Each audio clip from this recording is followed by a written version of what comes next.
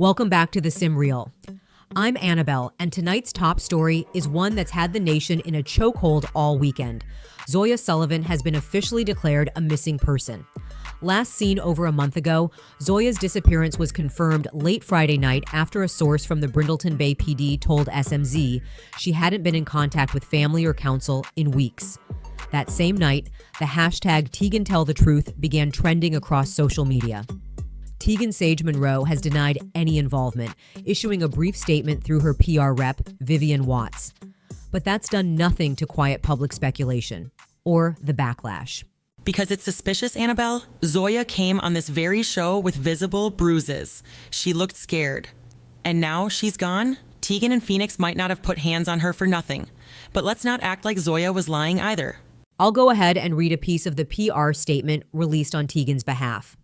Again, this statement comes from her longtime publicist, Vivian Watts, and it reads, in part, Teagan has chosen to remain silent out of respect for the active investigation and on the advice of legal counsel due to an ongoing lawsuit.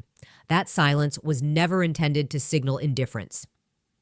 Vivian goes on to say that Teagan is saddened by Zoya's disappearance, calling it troubling news. But for some fans, that response feels too late and too polished. Oh, please. That statement was crafted by lawyers and spin doctors. Teagan knew Zoya was missing for weeks and only said something after people started dragging her. If she cared that much, why not say something sooner? Zoya was lying, Gabby. Or at least not telling the full truth. I asked her point blank if she slept with Amari and she said no, but her face said maybe. That girl wasn't honest. Maybe Teagan thought she changed her mind about the suit. I agree with Lauren on this. Nobody's saying she deserved to be attacked. But let's be real. Two celebrities at the peak of their careers jumping somebody over a rumor? That doesn't add up unless there was more going on. She was scared. You saw it. I don't care if she slept with Amari or Santa Claus. That doesn't give Teagan and Phoenix the right to jump her and then stay quiet while she disappears. There's a lot of speculation on all sides. But here's what we do know. Zoya Sullivan was in the middle of a lawsuit against Teagan Saige and her sister, Phoenix Monroe, claiming the two assaulted her over rumors that she was having an affair with Teagan's then-husband, Amari McAllister. Zoya maintained those rumors were false. A court date was set, but she never showed. And now the public wants answers. They're not going to get them from Teagan. Or from Phoenix. She hasn't said a word. Makes you wonder why no one is asking Amari to speak up. He's been as silent as can be. Well, one person is speaking, and he might just know more than anyone else. After the break, we'll be joined by Shawn Sinclair, Zoya's attorney, for an exclusive interview. Stay with us. Hey, Capricorn. You like knowing everything before everyone else? Thought so. The members-only tier gives you early, uncut access to all things Teagan Saige. That means no edits, no filters, just raw chaos. And for those of you who like to call the shots, the Inner Circle tier lets you vote on major decisions in the series. So if Teagan makes bad choices, blame yourself. Join today or don't, but just know we're talking about you in the Discord. We're joined now by Shawn Sinclair, legal counsel for Zoya Sullivan, who was pursuing a lawsuit against Teagan Saige and Phoenix Monroe prior to her disappearance. Shawn, thank you for being here. First question, what can you tell us about where things stood before Zoya went missing? Thank you, Annabel. We were building a case. Zoya alleged that she was physically assaulted by Teagan and Phoenix over unfounded rumors of an affair with Amari McAllister. She always maintained those rumors were false, but the emotional toll was real. Just before she vanished, I'd asked her to gather more supporting evidence. She agreed, but after that, I never heard from her again. Do you believe she was afraid for her life? I do believe she was scared. If not for her life, then certainly for her reputation.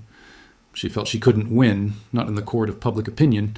You have to remember she was up against two of the biggest names in entertainment. So, why wait so long to report her missing? If she was scared, why not raise alarms sooner? I ask myself that every day. At first I thought maybe she'd just gotten cold feet. She told me she felt defeated, like no one would believe her, and I respected her space. But when weeks passed and even I couldn't reach her, I knew something was wrong. Was there anyone who may have tried to influence her silence? Yes. Amari McAllister reached out to her. He asked to meet. Zoya told me they spoke. He wanted her to drop the case. I don't know exactly how that conversation ended, but it shook her. So wait, Amari reached out personally? That sounds a little intimate, don't you think? Were they close? Some people even think there might have been something romantic there. I'm not going to speculate on my client's personal relationships, but Zoya was clear with me. There was nothing romantic between her and Mr. McAllister.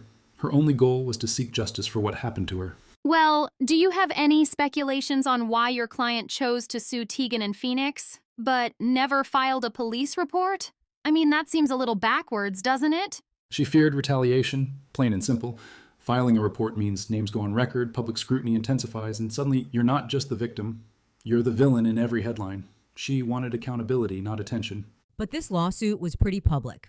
Zoya had to know the attention it would bring, especially going up against names like Teagan and Phoenix. Did she ever express any concern about how far this would go?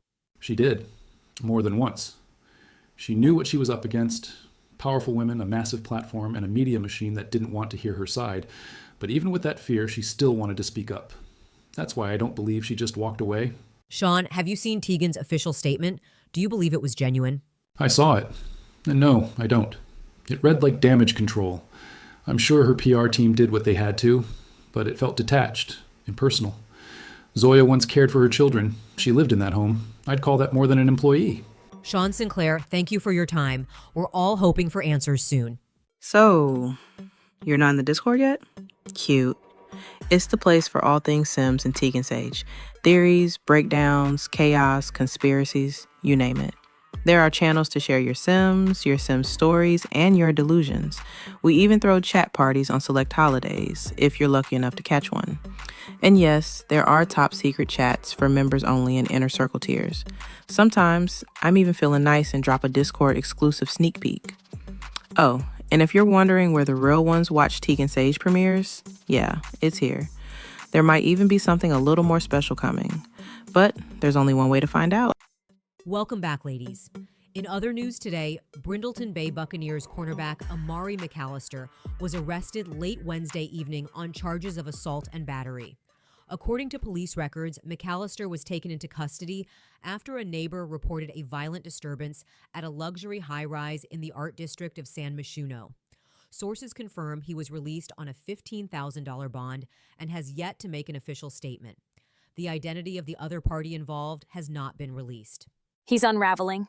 First the divorce, then the cheating rumors, now this? And I bet Teagan's behind it somehow. I'm telling you, that relationship broke him. Let's not forget, this isn't the first time Amari's been accused of violent behavior. People still remember that clip of him dragging Teagan by the arm during the pre-Grammy brunch. Say what you want, but this isn't new. Okay, but that was never officially called abuse. Maybe he lost his temper, but that doesn't mean he's a monster. We don't even know who he fought. Could have been self-defense for all we know. Well, no statements yet from Amari or his team, but if we hear more, you know we'll bring it to you for, ladies. We've just received some breaking news from SMZ. According to exclusive leaked documents, Capricorn Entertainment has reportedly required a wave of employees and talent to sign updated non-disclosure agreements. These NDAs are said to strictly prohibit any conversation surrounding the ongoing Zoya Sullivan case. While it's unclear who exactly received these NDAs, sources speculate it includes anyone affiliated with Teagan, Phoenix, or the lawsuit directly, and possibly even those working inside Harrison's lounge. That's not a company. That's a cult. Gag orders for everyone? Have they lost their minds? It's giving cover-up. They say silence is golden, but this feels strategic, like they know someone could blow the whole thing open. Let's not get carried away, guys. Look, NDAs aren't illegal. While I agree the timing is a little distasteful, who's to say there isn't a perfectly good reason for this? Capricorn doesn't seem slow enough to pull a move like this now. For those unfamiliar with the woman behind the empire, Capricorn Sims is the billionaire founder and CEO of Capricorn Entertainment.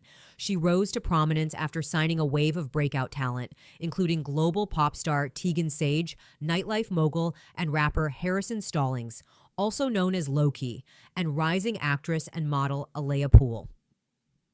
From music to film to fashion, her reach spans the entire entertainment industry. With power like that, maybe silence isn't just policy. Maybe it's protection. We've reached out to Capricorn Entertainment for comment, but so far, no response. If more details emerge, the Sim Reel will have them first.